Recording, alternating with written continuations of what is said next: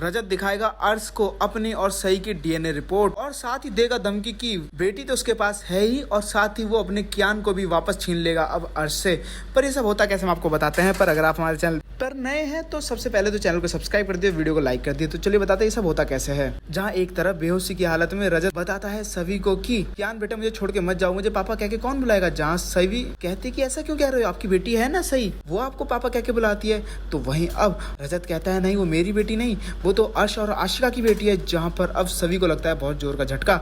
जहाँ पर अब अगले दिन जब सुबह होती है तो सब खाने पे होते हैं। तो जहाँ सभी के मन में तो यही चल रहा होता है कि रजत तो सही को अपनी बेटी मानते ही नहीं। तो वहीं खाने के टेबल पे जैसी जैसी हरकतें रजत कर रहा होता है वैसी वैसी हरकतें सही कर रही होती है। जहाँ पोहे में मूंगफली पसंद नहीं रजत को, तो वहीं सही को भी पसंद नहीं। जिस तरीके से रजत खा रहा है वैसी सही खा रही है।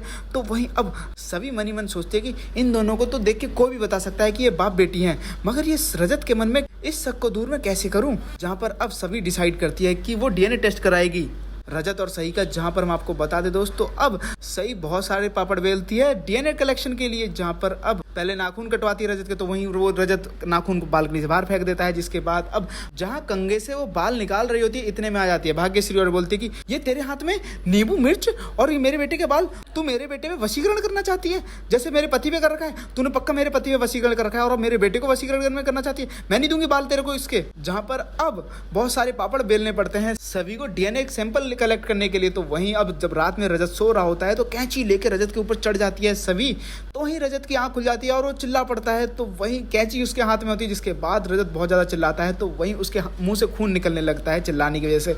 तो वहीं वो कॉटन में खून निकाल के रख देता है। जहाँ पर अब रजत तो चला जाता है वहाँ से और बोलता है मैं तुम्हारे पास नहीं रहूँगा और ये कैंची को दूर रखो मुझसे।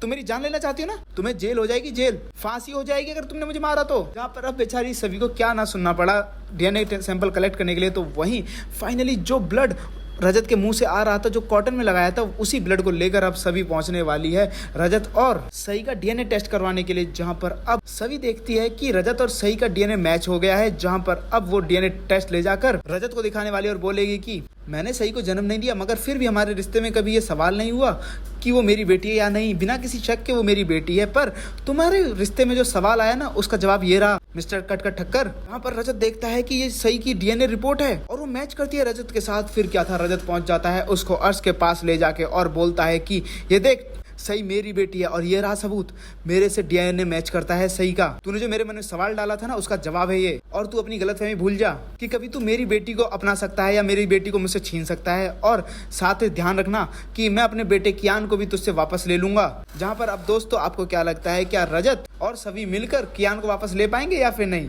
हमें कमेंट करके जो बताएं। और क्या आप लोग चाहते हैं कि कियान की कस्टडी भी सभी और रजत को मिल जाए और कियान पैसे के पीछे ना भाग के बल्कि एक अच्छा इंसान बने, अच्छा बेटा बने?